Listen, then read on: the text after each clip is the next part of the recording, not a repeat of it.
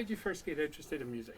Well, I started taking piano lessons at the Catholic school here from the sisters, the kind sisters, and I took classical piano lessons for 5 or 6 years, and I couldn't play anything fun. It was all minuet and G stuff. Well, you know, Elvis Presley was out in those days, and Johnny Cash and all that fun stuff, and it just wasn't. It was way more fun to play that than classical piano. And I'd go downstairs to practice, and I'd play a whole bunch of stuff that I liked to play, you know, Johnny Cash music. And then my mom would yell down the stairs, "Now stop playing that and practice your lesson." And then I kind of gave that up when I was about an 8th grader, and started playing guitar, and that my piano playing went in the dumper. You know, I was about the 6th grade. Even in the 6th grade, we were allowed to go out to King's Ballroom, and we'd stand out in front of that stage because I didn't dance, so I just watched the band, and I'd be out there with my buddies, Bob Hupp and Jim Casey and Terry Witkowski, and we just watched those bands, and they had some great bands come through there. And so I was taking piano lessons and didn't like those, so my mom bought me a Silvertone guitar from Sears Roebuck and started taking guitar lessons from a guy that played the accordion. His name was Gib May, and once a week he had his little studio above his garage, and my mom would take me over there, and he would teach me some of the basic chords. I was about 12 years old and no good at sports, and I don't remember what kicked me off, but my mother had me starting piano lessons. So I was doing piano, and I started playing a lot by ear, and piano wasn't really doing it for me.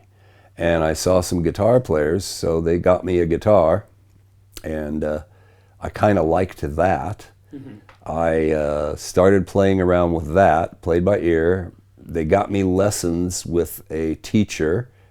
I do not remember his name. I had 2 lessons with him, and then he moved from Scottsbluff, Nebraska back to California, where he could work, because you sure couldn't work much in Scottsbluff. And then Steve Rothenberger was interested in music too, so he and I formed a band, and we just started learning from there. We added a drummer, Donnie Olstrom, who went on to sing on Randy Meisner's first solo album, I think. And then we added a bass player, Ike Root, and formed a thing called the Majestics. Yeah. And that was our high school band. So I played trumpet, became good. My junior high band director was named Bob Olson, and a dance craze back then. Chubby Checker doing the twist was a big deal in '62. And so Bob had an idea of performing some really silly songs like Red River Valley and Oh Susanna, and playing with the halftime of a basketball game, but with a twist beat. And we had a large group of good players, and the cheerleaders came out and did hula hoops, and it was a big deal. But it was almost a rock band. It wasn't really, but kind of was. Went over very well, and Monday at school, a number of people say, "You know what?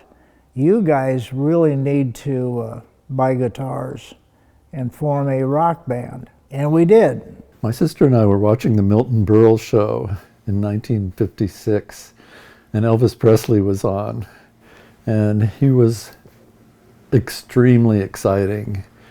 I was 8, she was 6, and he was just like amazing, like we'd seen nothing like that before. And so we were just kind of jumping up and down and stuff. We got so excited. After the show was over, I called my friend Ben James, who lived here in Lincoln, and said, "Did you see that?" And he said, "Yeah, that's amazing." And so I started bugging my dad to buy me a guitar, right? I'm 8 years old, and I want a guitar. That Christmas, my sister, my little 6-year-old sister, talked my mom into buying me from her a '78 recording of Heartbreak Hotel. You could still, it was an alternate format. '78s were still around, and I had this little kid's record player that played little golden records like Burl Ives stuff.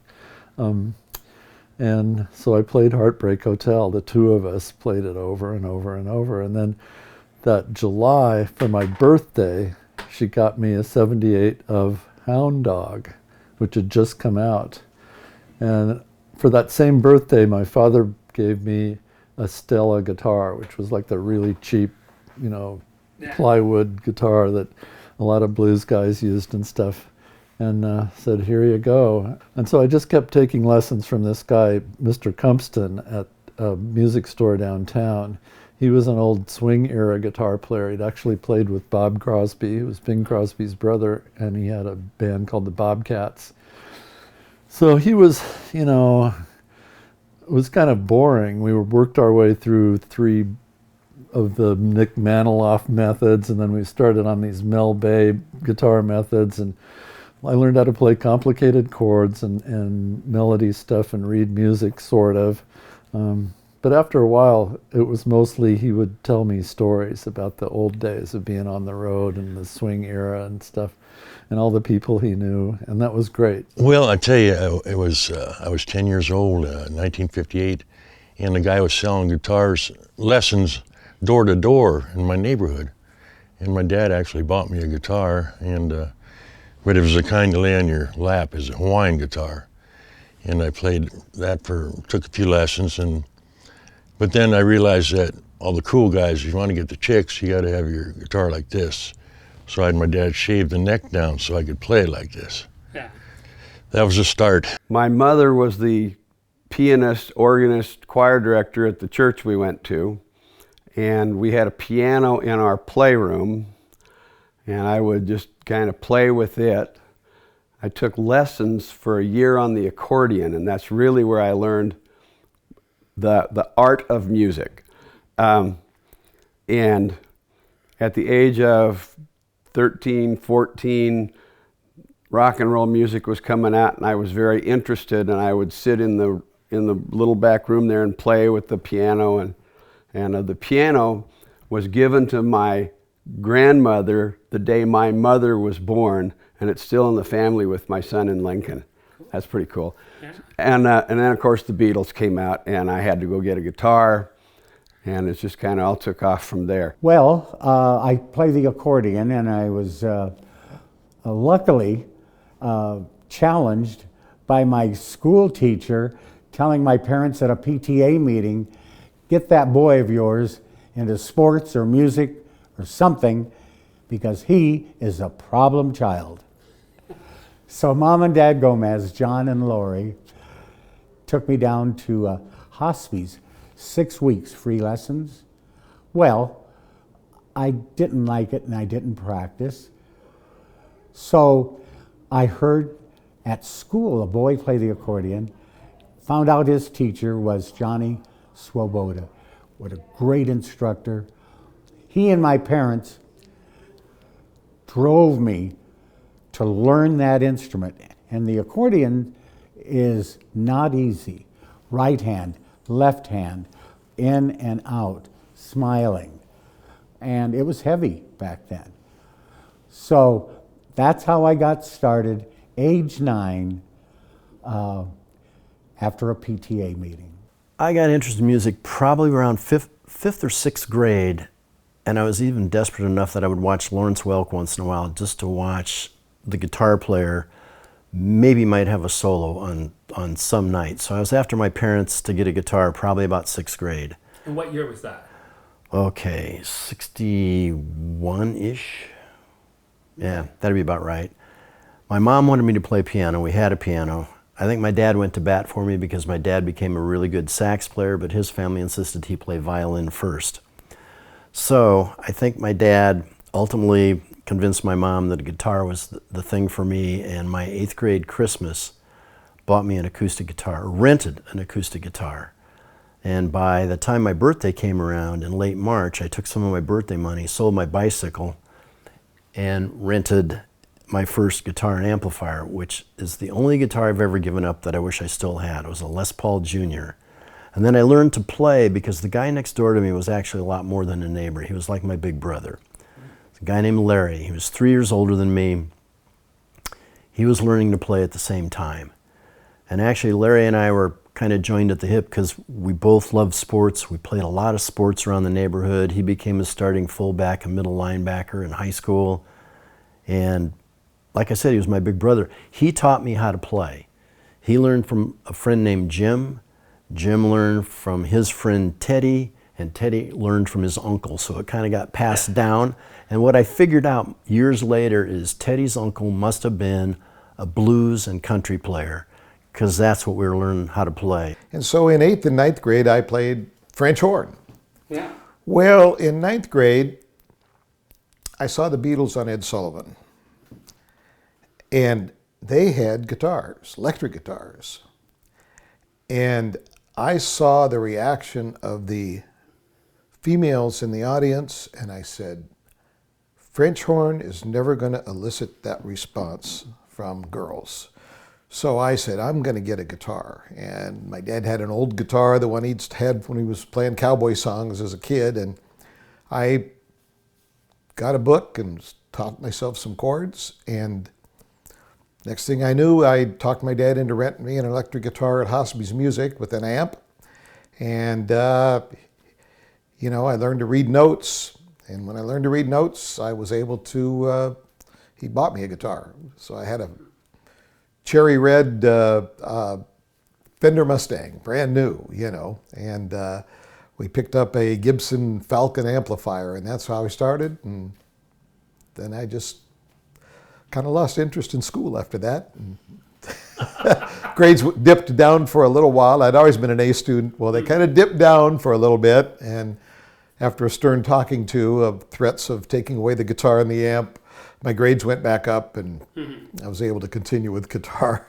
So my brothers and sisters had bands when I was growing up, 7 children, and Mom, once a month, we'd either get on a trolley or a bus and go downtown and buy another musical instrument.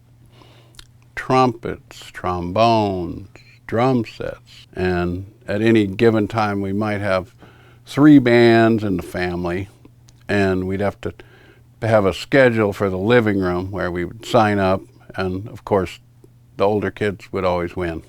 So Mom played music and lived to be 101, was still going to the GI Forum, outdoor concerts. She's out there partying.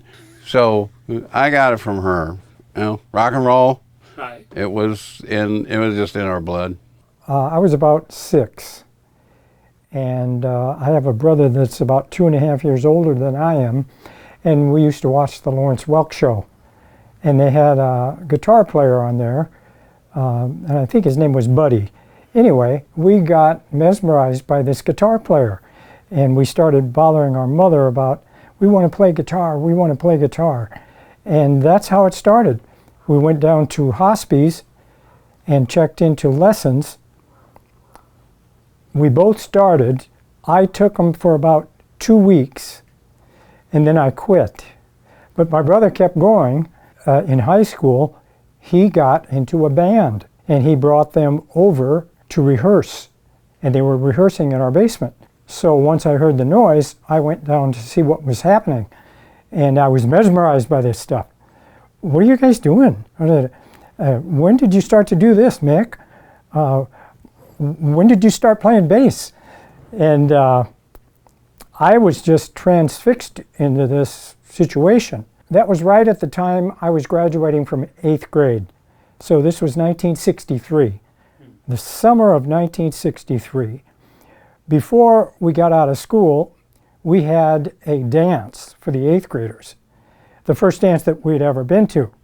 And Johnny Ray Gomez played. Johnny Ray Gomez and Jumpin' Joe Colhan and Bill Wakefield. Well, that's the first time I'd ever seen a band play. So I was like, wow, what's this?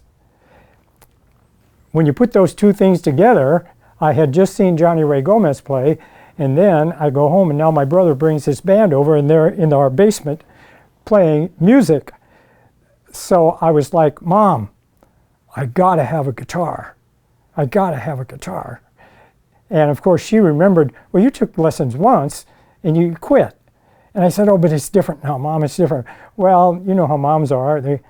She thought, well, okay, I'll give you another chance. And my mom bought me that guitar out of the catalog. and it was horrible to play. It hurt your fingers, but I sat and played it for hours and hours. But that was my first guitar. I come from a musical family. Both sides of my family are musical.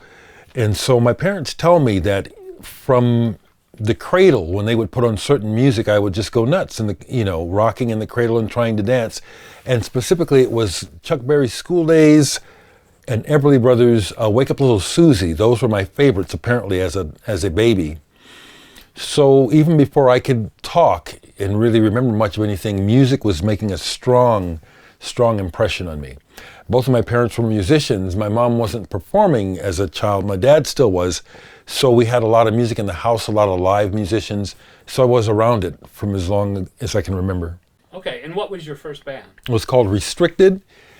And, it's just so typical. I was a poor kid. I didn't even own an instrument. I had to borrow an instrument, to get in the band. They really wanted me in the band. It was with he's still one of my longest friends, Alan Hicks. He's in Minneapolis. We've been friends since grade school. But that was my first band, and we played what we loved. We played everything from the Kinks to King Crimson to Moody Blues. We even played Ted Nugent and Bob Seger, We just, cool. Yeah, that was my beginnings. Well, what happened was my dad came home with 2 acoustic guitars from Hospies. And he brought them home to us, and he said, okay, here's an acoustic for you, here's an acoustic for you. He rented them. Yeah, rented. And he just said, now, if you guys really take to this, we'll get you some lessons, we'll just kind of see where it goes, Yeah. Mm-hmm. And so what happened was we started taking lessons with these acoustic guitars, and we really enjoyed it, and he could see we enjoyed it. We started taking the music lessons at Hospies Music. Yeah. Now, what year was this? 1964, yeah. And how old were you at the time? Like 10 years old, Yeah. Okay. Yep. And so, we're taking to it, and all of a sudden, one day, he didn't even tell us, all of a sudden he comes home with a brand new Fender Stratocaster. A 65 Fender Stratocaster blonde. Yeah, it was beautiful. And we were just shocked. And he brought home a little Champ amp. The Fender Champ. And so we were just wow, and so, we kind of fighting over it, And then he went out and got a used Fender 1961 blonde Stratocaster that he found for sale it was a used one on the World Herald. Yeah, so we were matching. We both had matching guitars. Yeah. And we were taking lessons, and then we switched from Hospies to this gentleman named Dean Short. And we took lessons with him for probably 4 years. 4 years. But he got us going into like surf music and stuff like that. The Ventures, And Walk Don't Run, Pipeline, Apache, stuff like that. So what my mom and dad said is, hey, we're going to get you guys in the show wagon. Yeah, the show wagon that, they played in the parks and stuff. So that's what they did. They started getting us into all these show wagons, and we started competing. And then we did talent shows at like our schools and stuff like that. But we also played for the senior homes too. Yeah, we did that. So, ever since 1964, we've been playing straight.